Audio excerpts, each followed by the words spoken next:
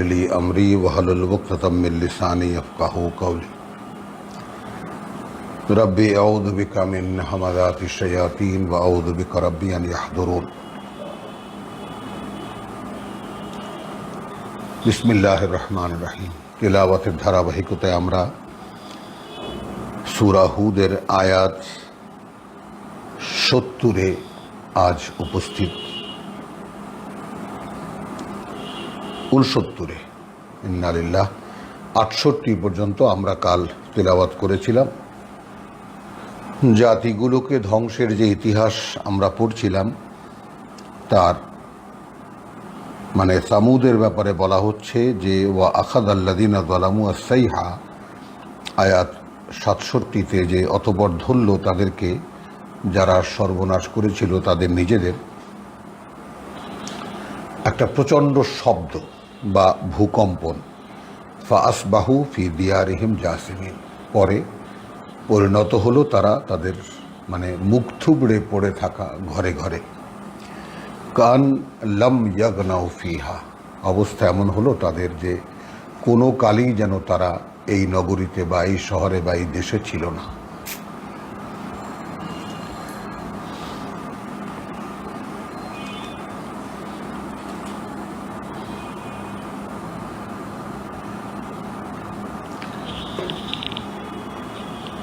আলা ইন্না সামুদা, জেনে রাখো সামুদ, কাফারু রাব্বাহুম, অকৃতজ্ঞতা করেছিল তাদের প্রতিপালকের বা অগ্রাহ্য করেছিল তাদের প্রতিপালককে। আলা বুদান লি সামুদ, জেনে রাখো তাই ধ্বংস হয়ে গেল সামুদ। ওয়ালাকাদ জাআত রুসুলানা ইব্রাহিমা বিল বুশরা, কার্যত বা একইভাবে আয়াত 69 এসেছিল আমাদের বার্তাবাহকরা ইব্রাহিমের কাছে বিল বুশরা, সুসংবাদ নিয়ে। কালু সালামান, তারা বলল নিরাপত্তার বার্তা বা নিরাপত্তার বার্তা সালাম। কলা সালামুন, ইব্রাহিমও বলল সালাম। ফামা লাবিসা আন জাআ বিইজলিন হানিদ, হানিদ, দেরি করল না সে এটা করতে যে সে নিয়ে এলো একটা মানে পোড়া গরুর বাছুর, ঝলসানো গরুর বাছুর। 70 আরবের, এখন তো আমরা আর আমাদের কাছে আর অস্পষ্ট কিছু না, লুকানো কিছু না, এখন আমরা জিওগ্রাফিক চ্যানেলে সব খাদ্যের অভ্যাস আরবদের আফ্রিকানদের দেখি। আমরা এটা চরকিতে করে পশুর সব কিছু ফেলে টেলে দিয়ে তারপর আগুনে পোড়ায়। 70 ফালাম্মা রাআ আইদিয়াহুম লা তাসিলু ইলাইহি, অথবা সে যখন দেখলো যে তাদের হাত পৌঁছাচ্ছে না সেখানে, আসছে না সেই দিকে। নাকেরাহুম ওয়া আওজাসা মিনহুম, অপরিচিত মনে হলো তাদেরকে, মানে সন্দেহ করলো তাদের ব্যাপারে এবং একটা ভীতি অনুভব করলো তাদের থেকে, খিফাতান, অনুভব করলো একটা ভয় তাদের ব্যাপারে। তারা বলল কালু লা তাখাফ, ভয় পেও না। ইন্না উরসিলনা ইলা কওমি লূত, আমরা প্রেরিত হয়েছি লূত জাতির প্রতি, লূতের জাতির প্রতি। ও আমরা আতাহু কায়মাতুন, এবং তার স্ত্রী সেখানে দাঁড়ানো ছিল। ফাদহাকাত, এবং সে হেসে উঠল। ফাবাশশারনাহা বিইসহাক, তখন তাকে আমরা সুসংবাদ দিলাম ইসহাকের। ওয়া মিন ওয়ারাই ইসহাকা ইয়াকুব, এবং তারপর ইসহাকের পরবর্তী প্রজন্মে আসবে ইয়াকুব।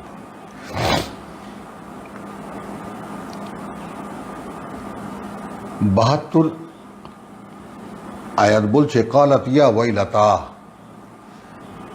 কি পোড়া কপাল আমার, আলিদু, আমি জন্ম দেব, ওয়া আনা আজুজুন, যেখানে আমি বন্ধা, ওয়াহাদা বালি শেখান, আর এই যে আমার স্বামী এ তো বৃদ্ধ। ইন্না হাযা লাশাইউন আজীব, এটা নিশ্চয়ই একটা বিস্ময়কর ঘটনা, একটা মানে অবাক করা ব্যাপার। ক্বালু, তারা বলল, আতাজাবিনা মিন আমরিল্লাহ, আল্লাহর আদেশের ব্যাপারে অবাক হচ্ছ? রাহমাতুল্লাহ ওয়া বারাকাতুহু আলাইকুম আহলাল বাইত। তো আহলাল বাইতের ব্যাপারটা এখানে মানে কিভাবে এলো দেখুন, যে আল্লাহর করুণা এবং তার মানে যাকে অনুগ্রহ প্রাচুর্যের ব্যাপার তোমাদের উপরে, হে গৃহবাসী। ইন্নাহু হামিদুন মজিদ, নিঃসন্দেহে তিনি নিজ সত্তায় নিজেই প্রশংসিত এবং মহত্তম। আল্লাহর কথা বলছেন ফেরেশতারা। ৭৪, ফালাম্মা যাহাবা আন ইব্রাহিমা আর রাউ, অতঃপর যখন দূর হয়ে গেল ইব্রাহিমের থেকে শঙ্কা বা ভীতি, ওয়াজাআতহু আল বুশরা, এবং সে বুঝতে পারল এই সুসংবাদ, ইউজাদিলুনা ফি কওমে লূত, তখন আমাদের সঙ্গে ঝগড়া বাঁধিয়ে দিল লূতের জাতি সম্পর্কে। ইউজাদিলুনা, ঝগড়া শুরু করে দিল, ফি কওমে লূতিন, লূতের জাতি সম্পর্কে। ইন্না ইব্রাহিম আলা হালিমুন আওয়াহুন মুনীব, নিঃসন্দেহে ইব্রাহিম অত্যন্ত সংবেদনশীল হৃদয় এবং সহনশীল এবং আমাদের দিকে ফেরা, সম্পূর্ণ আমাদের দিকে ফেরা একটা মানুষ, দরদি, তারপরে সহানুভূতিশীল। ইয়া ইব্রাহিম আরিদ আন হাদা, ফেরেশতারা বলল, হে ইব্রাহিম, এ থেকে ব্যাপারটাকে তুমি এড়িয়ে যাও, এটা তোমার জন্য প্রাসঙ্গিক নয়। ইন্নাহু কাদ জাআ আমরু রাব্বিকা, এই যে বিষয়টা, সেটা ইতিমধ্যে এসেই গেছে তোমার সৃষ্টিকর্তা প্রতিপালকের আদেশ, এখানে আর কিছু করার নেই। ওয়াইন্নাহুম আতিহিম আযাবুন গায়রু মারদুদ, এবং এটাও নিশ্চিত যে আসবে তাদের উপরে যে আযাব, এটা ফেরানো যাবে না, কোনোভাবে আর ফেরানো যাবে না, এটা অলরেডি আদেশ হয়ে গেছে। ওয়ালাম্মা জাআত রুসুলুনা লুতান, অতঃপর যখন আমাদের বার্তাবাহকরা এলো লূতের কাছে, সি আবিহিম, ঘাবড়ে গেল তাদেরকে দেখে, ওয়াদাকা বিহিম জারান, মনটা ছোট হয়ে গেল, ঘাবড়ে গেল এবং মনটা ছোট হয়ে গেল তার। ওয়াকাল হাদা ইয়াউমুন আসিব, এবং বলল স্বগতোক্তির মতো আপনা থেকেই বলল যে আজ তো বড় বিপদের দিন। ওয়াজাআ কওমুহু ইউহরাউনা ইলাইহি, এই যে কওমুহু, এখন কি গোটা জাতি এসেছে? না, তার জাতির নেতারা ছুটে এলো, একেবারে মানে যাকে বলে উদ্ভ্রান্তের মতো ছুটে এলো বা তার কাছে। ওয়ামিন কাবলু কানু ইয়ামালুনা সাইয়্যাত, এবং এর আগে থেকেই তারা যে অপকর্মটি করছিল, ক্বালা ইয়া কওমি হাউলাই বানাতি, বহু মানে রাগ ঢাক করে ব্যাপারটাকে ঢাকতে চেষ্টা করা এবং বহু রকমের সুন্দর মানে একটা শোভন একটা বর্ণনা দেওয়া আমাদের মুফাসসিরিনরা করেছেন চেষ্টা, কিন্তু কোরআন যেখানে সুস্পষ্ট কিতাবে মুবিন, এর প্রত্যেকটা আয়াত ও মুবিন, এখানে কোনো ধরনের, যেখানে কোরআন পরিষ্কারভাবে লাগু যে কোনো ধরনের বাড়তি কথা বলতে নিষেধ করেছেন, আমরা সেটাকে আমাদের নীতি হিসেবে গ্রহণ করেছি। ঠিক যেভাবে আল্লাহ রাব্বুল আলামিন বলেছেন, আমরা ওভাবেই তাকে উপস্থাপন করার চেষ্টা করি। ক্বালা ইয়া কওমি, সে বলল, হে জাতি, হাউলাই বানাতি হুন্না আতহারু লাকুম, এই যে তাহারাতের এখানে মানে কি হলো দেখুন, যে এই যে আমার কন্যারা রয়েছে এবং এরা তোমাদের জন্য উপযোগী, মানে ঠিক যেই কাজের জন্য, যে যৌনতার জন্য তোমরা এসেছো, তার জন্য আমার কন্যারা রয়েছে। এখন এখানে জাতির কন্যারা আছে, জাতির কন্যা আমার কন্যাদেরকে বিয়ে করে নাও, বিভিন্নভাবে এটাকে একটা শোভন মানে বর্ণনা দেওয়ার চেষ্টা করা হয়েছে, কিন্তু একদম রীতিমতো। অর্থাৎ এটা মানে ঠিক এক্ষুনি একেবারে আমার কন্যাদের সঙ্গেই তোমরা মানে কন্যাদেরকে ধর্ষণ করো নাউজুবিল্লাহ, বা কন্যাদের সাথেই অপকর্মটি করো, এই ব্যাপারটা এরকম নয়। ভাবনা এতদূর নিয়ে যাওয়ার কোনো প্রয়োজন নেই। এটা একটা সিম্বলিক ব্যাপার যে তোমরা যেই কাজের জন্য এসেছো, এই সুন্দর সুন্দর দুই মানে যুবক দেখে, মানে ওরা তো সমকামী ছিল, ফেরেশতারা সুন্দর দুই যুবকের বেশে আল্লাহ তাআলা পাঠিয়েছেন। তো ওইটাকেই আপনারা যে কোনো পাঠকই এটা বুঝতে পারবেন যে এই যে মেয়েরা, এরা ওই কাজের জন্য উপযোগী। আতহারুলাকুম ফাত্তাকুল্লাহ, একটু আল্লাহকে ভয় করো। ওয়ালা তুখজুনি ফি দাইফি, আর আমাকে লাঞ্ছিত করো না আমার এই মেহমানদেরকে নিয়ে, মেহমানদের ব্যাপারে। আলাইসা মিনকুম রাজুলুন রশিদ, তোমাদের মধ্যে কি একজনও বিবেকবান মানুষ নেই? আলাইসা মিনকুম রাজুলুন রশিদ, একজন ব্যক্তিও কি নেই এমন যিনি একটু মানে বিবেক বুদ্ধি প্রয়োগ করে কাজ করে বা বিবেকসম্মত কাজ করে? ক্বালু, তারা বলল, লাকাদ আলিমতা, ইতিমধ্যেই তুমি জেনে গেছো, মা লানা ফি বানাতিকা মিন হাক্কিন। তাহলে এখন দেখুন যে অত মানে তাফসীর করতে গিয়ে অত সমস্ত শোভন মানে ভাষা দেওয়ার কোনো প্রয়োজন ছিল না। পরবর্তী কথাটার মধ্যেই কিন্তু এই আয়াতের সঠিক উত্তরটা দিয়েছেন আল্লাহ। তার মানে লাকাদ আলিমতা, মানে তোমার তো ইতিমধ্যে জানাই হয়ে গেছে যে কোনো আগ্রহ নেই তোমার মেয়েদের ব্যাপারে আমাদের। মা লানা ফি বানাতিকা মিন হাক্কিন, তা হাক মানে এখানে কি মানে নেবেন? কোনো আগ্রহ নেই। ওয়া ইন্নাকা লা তা'লামু মা নুরিদ, আর এটাও নিশ্চিত যে তুমি জানো যে আমরা কি চাই। মাআল্লাহ। ক্বালা, বললেন লূত বললেন, লাউ আন্না লি বিকুম কুওয়াতান, তোমাদের সঙ্গে মোকাবেলা করার কোনো শক্তি যদি আমার থাকতো, আও আবি ইলা রুকনিন শাদীদ, অথবা আমি কোনো দুর্ভেদ্য কোনো কোনায় গিয়ে আমি মানে আশ্রয় নিতে পারতাম। ক্বালু ইয়া লূত, এইবার ফেরেশতারা মুখ খুলল, বলল, হে লূত, ইন্না রুসুলু রাব্বিকা, সুবহানাল্লাহ বিহামদিহি সুবহানাল্লাহিল আযীম, আমরা তোমার প্রতিপালকের পাঠানো বার্তাবাহক। লান ইয়াসিলু ইলাইকা,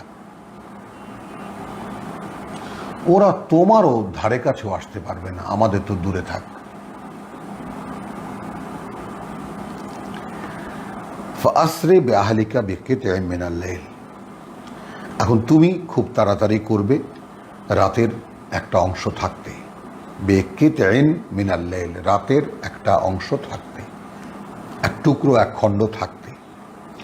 ওয়ালা ইয়ালতাফিত মিনকুম আহাদুন, এবং তোমাদের মধ্যে থেকে কেউ যেন পেছন ফিরে না তাকায়। ইল্লা ইমরাতাকা, তোমার স্ত্রী কিন্তু যাবে না।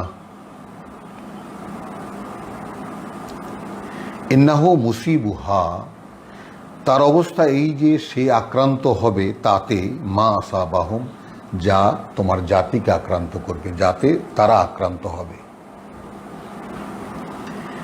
ইন্না মাওয়াইদুহুম আস-সুবহ, তাদের জন্য নির্ধারিত সময়, ওয়াদার সময় সকালবেলা।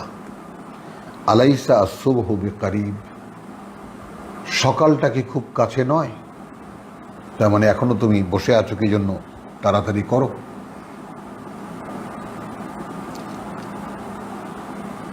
মানে যাওয়ার আয়োজন করো। 82, ফালাম্মা জা আমরুনা, অতঃপর যখন এলো আমাদের আদেশ, জাআলনা আলিয়াহা সাফিলাহা, করে দিলাম তার চালগুলোকে তার মানে মেঝে, অর্থাৎ তার মানে পুরো শহরটা উল্টে দিলাম, তার চালগুলো সব মেঝে হয়ে গেল।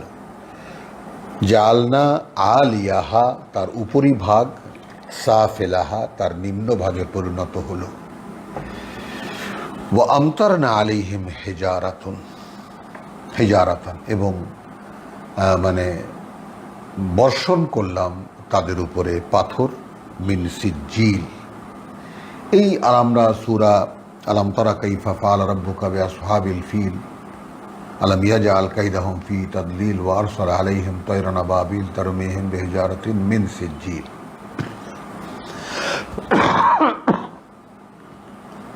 তো মিন সিজ্জিল এটা একটু লম্বাই কথা, কিন্তু তারপরেও মানে যেহেতু কোরআনের পাঠকদের কিছু কিছু মানে খটকা দূর করার জন্যই ব্যাপারটা, যে মানে মরুভূমিতে, যেই মরুভূমিতে পাথুরে মরুভূমি, একটা আছে স্যান্ডি মানে বালু, পিচ্ছিল বালুকা, একটা আছে পাথুরে মরুভূমি, মনে হয় যেন ছোট ছোট এত বড় বড় ছোট ছোট বিভিন্ন সাইজের পাথর দিয়ে যেন একেবারে এরকম মানে দূর দূরান্ত পর্যন্ত, শত শত নয় হাজার হাজার মাইল কিলোমিটার পর্যন্ত একেবারে এরকম ওয়েবি ল্যান্ড, এবং এরকম যেন পাথর দিয়ে ঠাসা এরকম। তো সেখানে ধুলো হয় এবং সেখানে রাতের বেলা শিশির হয়, সেই শিশিরে ওই ধুলো আটকায়। আর পাথরগুলোর সারফেস বা উপরিভাগটা এমন থাকে, পিচ্ছিল থাকে, যে এই পিচ্ছিল হয় এগুলো উট, ভেড়া, ছাগল চেটে চেটে এটাকে এরকম মসৃণ করে ফেলে, এবং এখানেই জমে রাতের শিশির, এবং সেখানে একটু শ্যাওলা জমে। এটাই মরুভূমিতে যে মরুচারী বেদুইন আরবরা যে পশু পালন করে, তাদের ঘাস পাতা সেখানে নেই, তাদের প্রধান খাদ্য এই শিশিরের জমানো শ্যাওলা। দেখবেন ধুধু একেবারে হাজার হাজার ভেড়ার পাল, উটের পাল, ছাগলের পাড় চলছে, কিন্তু কোথাও কোনো গ্রিন কিছু দেখা যাচ্ছে না। রহস্যটা কি? তো প্রথম যখন আরবে গেছি তখন পাহাড়ে পাহাড়ে ছাগল, বড় বড় ছাগল, একদম দুধের ওলান এত বড় যে বেঁধে দিয়েছে পিঠের সঙ্গে, যে মাটিতে গড়ায় ওটা, বিরাট বিরাট ছাগল। তো জিজ্ঞেস করেছিলাম ভাইকে যে ভাই এটা কি? বলে যে দেখ, ওটা ওলান এরকম পিঠের সঙ্গে বেঁধে রাখে। তাহলে ওরা খায় কীরকম? পাহাড়ে পাহাড়ে হাঁটে, ওরা পাথর চাটে। তখন ভাইও আর কিছু বলতে পারলেন না, তিনিও জানতেন যে পাথর চাটে। কারণ এই পাথর চাটার পরিণতি আল্লাহ তাআলা পরে আমাকে দেখিয়েছেন। বিশাল এরকম হাজার হাজার মাইল, আমি বলবো শত শত মাইল ব্যাপী বিস্তীর্ণ ইরাক, জর্ডান এবং সৌদি আরবের উত্তরাঞ্চলের মরু অঞ্চলে বেশ প্রায় 2-2.5 বছর থাকার একটা সৌভাগ্য হয়েছিল। তো সেখানেই সিজ্জিলের ব্যাপারটা স্বচক্ষে দেখার সৌভাগ্য হয়েছে, যে সিজ্জিল আসলে কিভাবে হয়। এটা মানে ওই যে পাথরের সারফেস বা পাথরের উপরিভাগ, সেখানে শিশির পড়ল, উড়ন্ত ধুলো এসে কিছু জমলো, ওই শিশিরের কণা কিছু ধুলো জমালো, একটা দানার মতো হলো, পরদিন আবার সেটা ভিজলো, আবার একটু ধুলো জমলো, এইভাবে গোল গোল গোল গোল পাথরের মতো হয়। এবং সেটা একদম প্রাকৃতিক যে পাথর তার চাইতেও কঠিন শক্ত হয়, কারণ সারাদিন আবার রোদে পড়ে। তাহলে আমরা যেমন মাটির গুলি বানিয়ে ছোটোবেলায় পাখি শিকারের জন্য, বা ওই যে গুলেল দিয়ে মারার জন্য, মানে বা গোল গোল মাটির মানে মার্বেলের মতো বানিয়ে বা চুলোয় পোড়া দিতাম, ঠিক ওই রকম। এখানে দেখুন, উপর মাটির প্রস্তর মানে অবিশ্রান্ত বর্ষণ করিলাম, মাটির পাথর। তো মিন সিজ্জিল মানদুদিন, অবিশ্রান্তভাবে। মানে ফালাম্মা যা আমরুনা, অতবার যখন এলো আমাদের আদেশ, জাআলনা আলিয়াহা সাফিলাহা, প্রথমত গোটা নগরী আবুরা এবং সাদু, এটা ডেড সি মানে এখনকার জর্ডানের মধ্যে পড়েছে, উত্তর সৌদি আরবে মৃত সাগর, তার পাশেই দুটো মানে একটা শহর, একটা আবুরা একটা সাদুম, দুটো শহরই এরকম উল্টানো। কিছু কিছু নিদর্শন, ডেড সি যেখানে কিছুই ডোবে না, সেখানে খুব ভারী স্কুবা নিয়ে, মানে যাকে বলে যে ডুবুরির পোশাক পরে, খুব ভারী ডুবুরির পোশাক পরে ডুবে দেখা যায় যে হ্যাঁ, এখানে কিছু ধ্বংসপ্রাপ্ত নগরীর কিছু চিহ্ন এখনও উপস্থিত। ফালাম্মা যা আমরুনা জাআলনা আলিয়াহা সাফিলাহা ওয়া আমতারনা আলাইহা, এবং বর্ষণ করলাম তার উপরে, অর্থাৎ ওই নগরীর উপরে, হিজারাতান মিন সিজ্জিল, একদম পোড়া মাটির পাথর, মানদুদান, অবিশ্রান্তভাবে। সবচেয়ে বড় যে কথাটা সেটা হলো যে এইটা কি করে সম্ভব? মুসাওয়ামাতান ইনদা রাব্বিকা, প্রতিটি পাথর সুনির্দিষ্ট তোমার প্রতিপালকের কাছে চিহ্নিত। এই পাথরটি কার গায়ের কোন জায়গায় লাগবে চিহ্নিত। মানে আমরা কোরআন ছাড়া আল্লাহর শক্তি ক্ষমতা সম্পর্কে, তার সূক্ষ্ম দৃষ্টি সম্পর্কে, সূক্ষ্মাতি সূক্ষ্ম কার্যক্রম সম্পর্কে জানবো কিভাবে? আমরা আল্লাহ একজন আছেন এই পর্যন্ত, আল্লাহ ভরসা, এই তো আমাদের আল্লাহ বিশ্বাস। এই পাঠ্য ছাড়া কি করে বুঝবো আমরা আল্লাহকে কিরকম, কি করে বুঝবো আমরা? এই দুটো আয়াতে দেখুন না যে মানে মিন সিজ্জিল, মানে অবিশ্রান্তভাবে পাথর বর্ষণ করলাম, এবং সে পাথর কিসের? মাটির পাথর, যে পাথর মাটির তৈরি, পুড়ে পুড়ে তৈরি করেছেন। মুসাওয়ামাতান ইনদা রাব্বিকা, এবং সেটা চিহ্নিত তোমার প্রতিপালকের কাছে কোন পাথরটি কার গায়ের কোন অংশে লাগবে। ওয়ামা হিয়া মিনাজ জালিমিনা বিবাঈদ,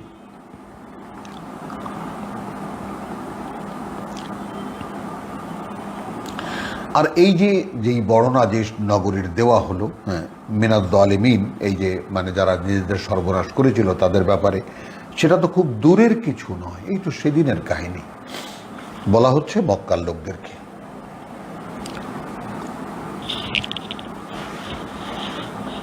আসলো, ধরা হয়ে থাকে লুত এবং শোয়েব সমসাময়িক।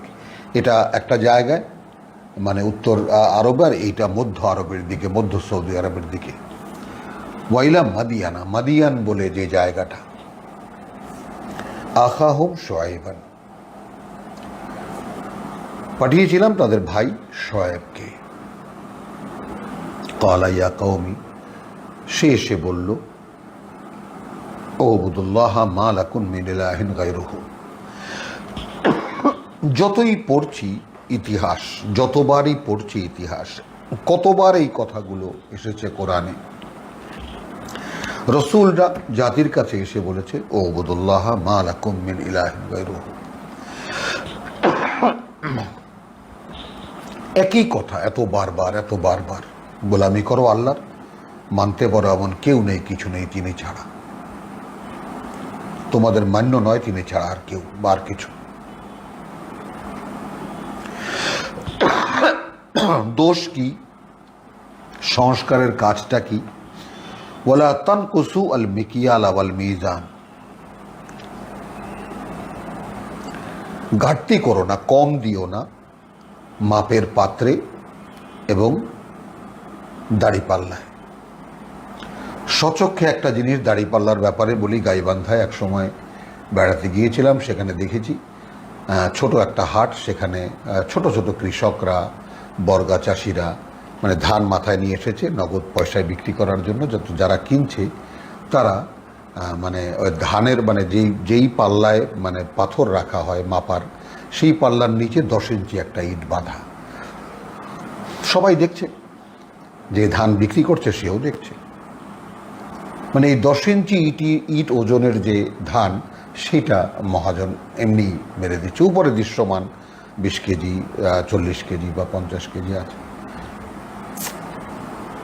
তো এটা দাড়িপাল্লা, এমনি ফ্যারওয়ালা, আমাদের মানে আমাদের দেশীয় ভাষায় যেটাকে ফ্যার বলি আমরা, পাল্লায় ফ্যার আছে নাকি, অর্থাৎ কোনো মানে কোনো একদিক ভারী হয় কি না। এই মাপের পাল্লায়, যেটাকে একদম সহজ গ্রাম্য ভাষায় যেটাকে ডান্ডি মারা বলে, হাতেই একটা এমন একটা কৌশল আছে যে আপনাকে দেখাবে যে পুরোটা, যেমন আমাদের ছোটোবেলায় দেখেছি কসাইরা মাংস দিয়ে এমনভাবে দেয়, এমনভাবে ঝুলিয়ে দেয় যেন মনে হয় যেন আপনাকে একেবারে 1.25 কেজি নয় 1.5 কেজি দিয়ে দিল, কিন্তু বাড়িতে নিয়ে দেখা যায়, মেপে দেখা যায় যে 1 কেজি, 1.25 কেজি, 1 কেজি কোনো দিন হয়নি, বা 1 কোনো দিনই হয়নি ওটা। তো এইটা প্রথম দোষ হিসাবে আল্লাহ রাব্বুল আলামিন দাঁড় করালেন, এবং মাপের পাত্রে। তো মাপের পাত্রে কম দেওয়ার ব্যাপারটা এরকম যে এখন যেমন যত বোতলজাত তেল পাওয়া যায় বাজারে, লেখা আছে 1 লিটার, কিন্তু সবাই জানে যে এটা আসলে এখানে 900 মিলিলিটার। 1 লিটার নয়, 100 মিলিলিটারই কম বা 100 গ্রামই কম, এরকম। যেমন এই যে তলাটা দেখুন, এরকম তলাটার যে ব্যবস্থাপনা, এখানে যদি একটা ভিতরে আর একটা এরকম বড় একটা দিয়ে দেওয়া হতো, ফাঁপ দেওয়া হতো, ফাঁপা জিনিস, তাহলে কি হতো, মূল বোতলটা উপর থেকে সব ঠিক আছে, কিন্তু বাইরে থেকে দেখা যেত সব ঠিক আছে, কিন্তু ভেতরে অনেকখানি জায়গা যেটার মধ্যে মূল আপনার যে কাঙ্ক্ষিত জিনিস সেটা নেই। তাহলে এরা সামুদের শোয়াইবের জাতি কি করতো, মাপে কম দিত, মাপের পাত্রেও কম দিত, লিকুইড যা মাপা আর দাড়িপাল্লার যা মাপা সেখানেও কম দিত। ইন্নী আরাকুম বিখাইরিন, এখন বলছে যে আমি তো তোমাদেরকে দেখছি ভালোই আছো তোমরা, মানে কি কারণে এরকম পাল্লায় মারতে হয়, মানে মাপের পাত্রে কম দিতে হবে। ওয়াইন্নী আখাফু আলাইকুম আযাবা ইয়াউমিন মুহিত। এখন এখানে আমরা একটু আগে লুতের জাতিকে দেখলাম সমকামিতা নিয়ে পৃথিবীতে যা হচ্ছে তো দেখতেই পাচ্ছেন, আপনারা সকলেই জানেন। দেশে দেশে সমকামিতাকে একদম জাতীয়ভাবে সাংবিধানিকভাবে স্বীকৃতি দেওয়া হচ্ছে, পুরুষে পুরুষে বিবাহ, মেয়েতে মেয়েতে বিবাহ দেওয়া হচ্ছে। তো একদম আর করোনার এই যে আগমন একটু খেয়াল করে দেখলেই দেখবেন যে সমস্ত দেশ সাংবিধানিকভাবে সমকামিতাকে একদম মানে লিগ্যাল করে দিয়েছে, সেই সমস্ত দেশেই করোনার আক্রমণটা একটু বেশি কেন, মোটামুটি সেই সমস্ত দেশকেই আক্রান্ত করা হয়েছে খুব কঠিনভাবে এবং তারা আতঙ্কিত। এটা আমি কোনো মানে বলছি না, যে দৃশ্যমান যেটা হচ্ছে তাই, তাতে যেটা অনুমান করা যাচ্ছে। তো এখন সমকামিতার দোষ তখন ছিল লুতের জাতি, সেই কারণে ধ্বংস হয়েছে। দাড়িপাল্লায় এবং মাপের পাত্রে কম দেওয়ার কারণে শোয়েবের জাতি, এর আগে আমরা তো দেখেছি যেটা। তো এইভাবে একটা দুটো দোষের কারণে জাতিকে ধ্বংস করে দেওয়া হয়েছে। বর্তমান পৃথিবীতে আমরা যারা আছি দেশে দেশে, মানে পুরো একেবারে সভ্যতার মধ্যে মাপে কম দেওয়া, মাপের পাত্রে কম দেওয়া, দাড়িপাল্লায় কম দেওয়া, তারপরে যাকে বলে যে সমকামিতা, মানে যেই দোষগুলোতে এক একটা জাতি রব্বুল আলামিন ধ্বংস করে দিয়েছেন, ইতিহাস বলছেন এই কোরআনের ইতিহাসে, সেই সবগুলো জিনিস এখন একসঙ্গে উপস্থিত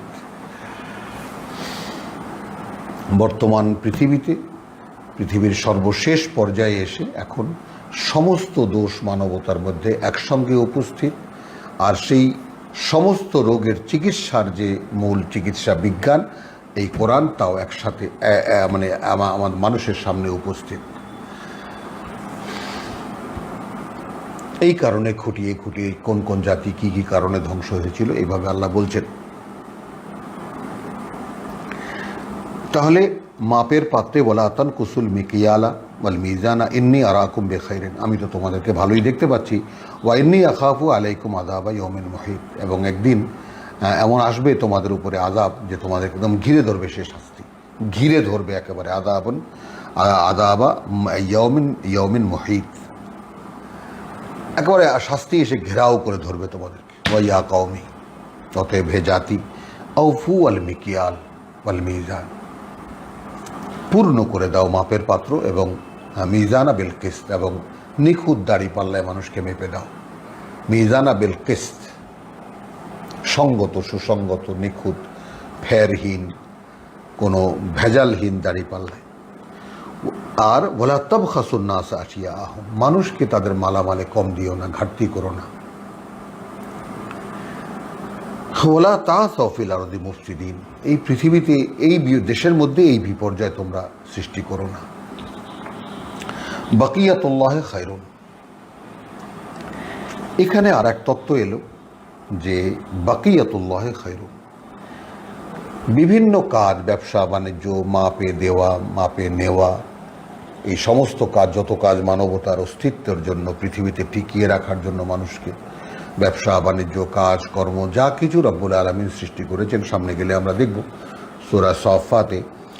তো এগুলো সবই আল্লাহর তৈরি করা, আল্লাহর পরিকল্পিত কাজের মধ্যে পড়ে দাড়িপাল্লা, আল্লাহর উদ্ভাবন। আমরা এর আগে দেখেছি নূহের এই নৌকা আল্লাহর ইঙ্গিতে, আল্লাহর ওহী অনুযায়ী তৈরি করা।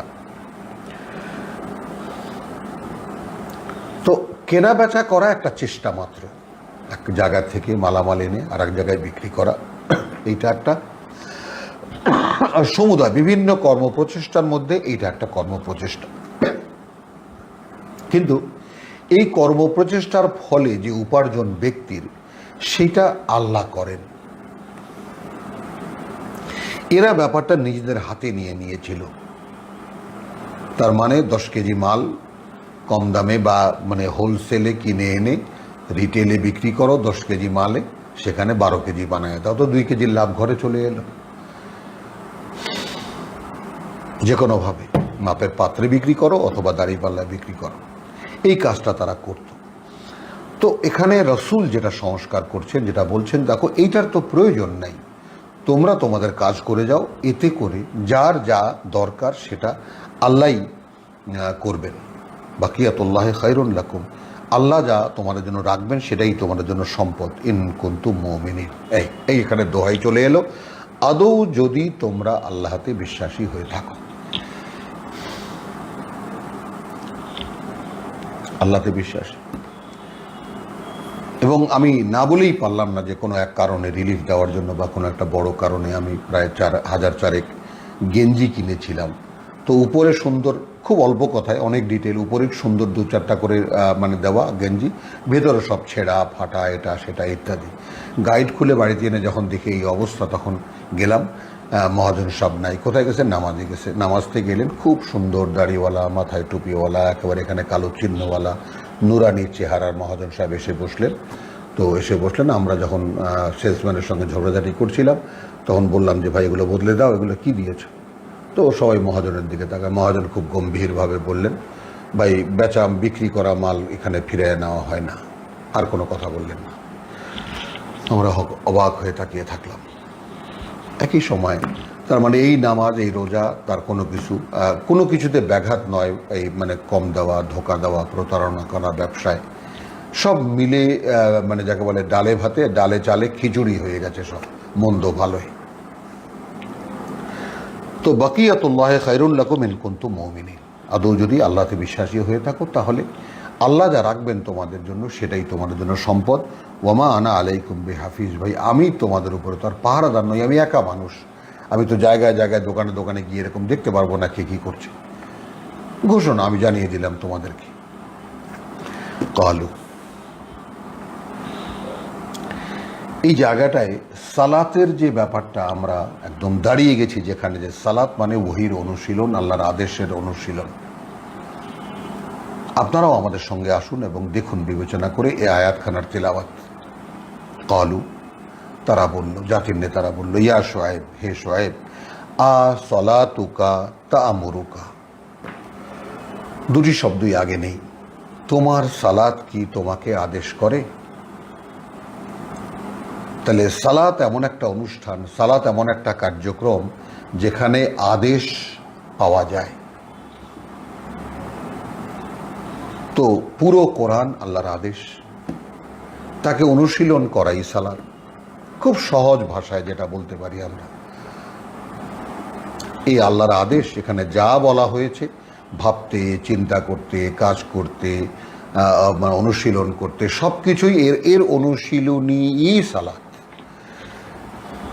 তারপর দিনের বেলা সকাল সন্ধ্যা তার নিবেদন, উপস্থিতি দেওয়া, জানান দেওয়া যে প্রভু আমি আজকে এইটুকু অনুশীলন করেছি, এইটুকু পড়েছি, এইটুকু করেছি, এইটুকু করিনি ইত্যাদি, সেটা যথাস্থানে আমরা দেখব।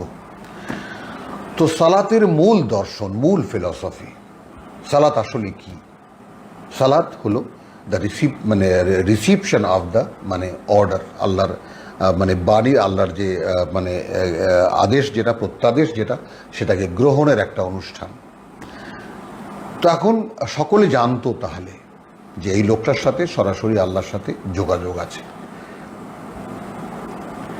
তো তোমার সালাত কি যোগাযোগ, তোমার সালাত কি তোমাকে আদেশ করে যে আন নাতরুকা মা ইয়াবুদু আবাউনা, ছেড়ে দেব আমরা যাদের গোলামি করত আমাদের পূর্বপুরুষরা, আও আন্নাফআলা, অথবা আমরা করব না, ফি আমওয়ালিনা, আমাদের এই সহায় সম্পদ টাকা পয়সা নিয়ে, মা নাশাউ, যা আমাদের ইচ্ছা হয়।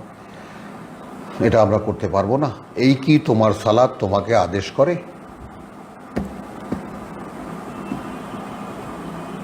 ইন্নাকা লা আনতাল হালিমুর রাশিদ, তুমি একমাত্র একেবারে মিতব্যয়ী এবং সঠিক ব্যক্তি হয়ে গেলে, মিতাচারী হয়ে গেলে, মিতাদারী আর সদাচারী হয়ে গেলে। ক্বালা ইয়া কওমি, এখন রাসূল শুআয়ব আলাইহিস সালাম বলছেন তার জাতিকে, হে জাতি, আর এই তো ওই একই কথা যে সকল নবীরা যে কথাটা বলেছিলেন জাতীয় নেতৃত্বকে, তোমরা কি একবারও ভেবে দেখেছো, ইন কুনতু আলা বাইয়িনাতিন মিন রাব্বি, যদি আমি থেকে থাকি সরাসরি একটি প্রমাণের উপরে যা আমার প্রতিপালকের থেকে দেওয়া, এই বিষয়টাও আমি সকলকে অনুরোধ করব যে আমরা যারা মুসলিম হিসাবে জীবনযাপন করছি, নামাজ পড়ছি, রোজা রাখছি, অন্যান্য বিধিবিধান যা আমরা শিখেছি ছোটবেলা থেকে পালন করছি, কিন্তু এই জায়গাটা কি আমরা আমাদের বেলায় অনুমানে আনতে পারি?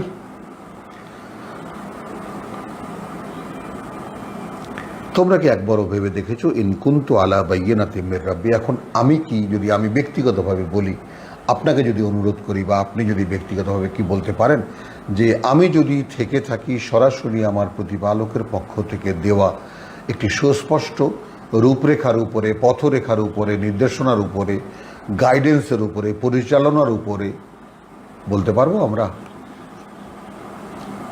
কিন্তু আবারও স্মরণ করিয়ে দিই আল্লাহর আয়াত যে ছোট ছোট বাচ্চারা, 5 বছর, 7 বছর, 9 বছরের বাচ্চারা কোরআনের হাফেজ। তার মানে কি, মানব অস্তিত্বের সঙ্গে এই কোরআন একদম মিশে যাওয়ার ব্যাপারটা প্রকৃতিগতভাবেই আল্লাহ সহজ করে দিয়েছেন, যাতে এটা মনে থাকে। এই কিতাব এমনভাবে তৈরি করা, আন্দালে মুখস্থ হয় কিভাবে এত বড় একটা বই, বাকি থাকলো একে বুঝে নেওয়া। তো আমার মতো এক মনে করুন যে আমি তো আর আরব ভাষাভাষী নই, বাংলাভাষী একজন মানুষ, সে কেমন করে আজকে এই ভাষার ভেদ করলাম? আমাদের মধ্যে হাজারো আলেম ওলেমা আছেন যারা আরবি পড়তে পারেন একেবারে বাংলার চাইতেও সহজভাবে। তো ভাষার রহস্য ভেদ করা, আড়াল ভেদ করা তো খুব সমস্যা কিছু নয়। এবং সেটাও ভাষাবিজ্ঞান একদম পরিষ্কার ঘোষণা দিয়েছে যে কোনো মানব শিশু তার 4 বছর থেকে 7 বছরের মধ্যে, 4 থেকে 7-এর মধ্যে যদি পৃথিবীর দ্বিতীয় এবং তৃতীয় ভাষা তাকে শেখানো হয়, দ্বিতীয় এবং তৃতীয় ভাষা যত দূরহী হোক না কেন যদি শেখানো হয়, তাহলে সে সেই ভাষা দুটো বুঝবে, বলবে এমনভাবে যেমনভাবে সে তার মাতৃভাষা বোঝে এবং বলতে পারে। সুবহানাল্লাহ বিহামদি। এই তো মানুষের পরিচয়, এই তো ভাষার রহস্য। তাহলে ভেবে দেখেছো তোমরা, যদি আমরা যদি মনে করুন যে মুসলিম মানেই তার ঘরে কোরআন চর্চা আছে, বাবা কোরআন জানে, মা কোরআন জানে, বোন কোরআন জানে, ভাই কোরআন জানে, দাদা জানে, নানা জানে, মামা জানে, সকলে মুসলিম ফ্যামিলির মানে সকলেই আগে কোরআনে হাফেজ। কোরআন তাদের মুখস্থ, কোরআন তাদের কথাবার্তার তাদের জীবন চর্চার একজন আরেকজনকে তাওয়াসাও বিল হক তাওয়াসাও বিস সাবর, কোরআন দিয়ে একজন আরেকজন, এই খবরদার আল্লাহ এটা বলছেন না, হ্যাঁ, এই হবে আমাদের কথাবার্তা, আমাদের কালচার, আমাদের যেটাকে আমরা কালচার, গান বাজনা, এগুলোকে আমরা আমাদের সংস্কৃতি বানিয়ে নিয়েছি। আমাদের সংস্কৃতি হবে কোরআনের ভাষা চর্চা, কোরআনের আদেশ চর্চা। কে কোনটা ভুল করছি, কে কোনটা কম করছি, এটা নিয়ে আমাদের হবে। গোটা পরিবার, গোটা বংশ, গোটা গোষ্ঠী থাকবে আমাদের, সকলেই কোরআন জানা। মুসলিম মানে কোরআন জানার লোক, সে কোরআন তার মুখস্থ, কোরআন সে জানে, কেউ একটু কম, কেউ একটু বেশি। এখন যেমন সমাজে লেখাপড়ার দিক থেকে যেমন কেউ একটু বেশি, কেউ একটু কম, সেরকম স্কুল কলেজে কোরআনের বিভিন্ন অধ্যায়ের শিক্ষা হবে, মাদ্রাসায় কোরআনের বিভিন্ন অধ্যায়ের শিক্ষা হবে। গোটা জাতিগতভাবে মুসলিম মানে কোরআন চর্চাকারী একটা জাতি, যারা সরাসরি আল্লাহর আদেশের সঙ্গে সম্পৃক্ত হয়ে গেল। সেখানে আমাদের এই ধর্মের জন্য আলাদা শরিয়াত রচনা করা আছে, আলাদা কিতাবাদি আছে, হাজার হাজার লক্ষ লক্ষ কিতাব আছে, ধর্মগুরু আছে, মসজিদ আছে, মাদ্রাসা আছে, আর যেখানে কিতাবের কোনো চর্চা নেই। এই তো আমাদের পরিচয়। তো ক্বালা ইয়া কওমি আরাআইতুম ইন কুনতু আলা বাইয়িনাতিন মির রাব্বি, এটা তো আমরা বলতে পারি না, রসুলরা বলেছেন যে হে জাতি, তোমরা কি ভেবে দেখেছো, যদি সরাসরি আমার প্রতিপালকের দেওয়া সুস্পষ্ট কোনো নির্দেশনার উপরে আমি থেকে থাকি। ওয়া রাযাকানি মিনহু রিজকান হাসানান, জীবিকা বলা হয়েছে একে। তার মানে জীবন দর্শন, মানে যাকে বলে জীবনযাপন পদ্ধতি, জীবন চলার পথ এবং জীবন চলার নির্দেশনা, পিওর যেটা একেবারে মানুষের জন্য, যেটা একেবারে তার প্রকৃতি সম্মত, তার চরিত্র সম্মত, যেটা সেটাই জীবিকা। আমরা তো জীবিকার একটা ধরন আমরা দেখি যে ডাল চালকে আমরা জীবিকা মনে করি, কিন্তু জীবন দর্শন মানে অর্থাৎ জীবনটা কি কারণে মানে দেওয়া হয়েছে এবং এর যে লক্ষ্য উদ্দেশ্য সেটা জানার উপায় এবং সেই অনুযায়ী চলাটাই তো একটা জীবিকা, সেটাই তো জীবনের প্রধান অবলম্বন। তারপর জীবনকে দেহ রক্ষার জন্য কিছু খাদ্যদ্রব্য, সেটাও জীবিকার অন্তর্ভুক্ত।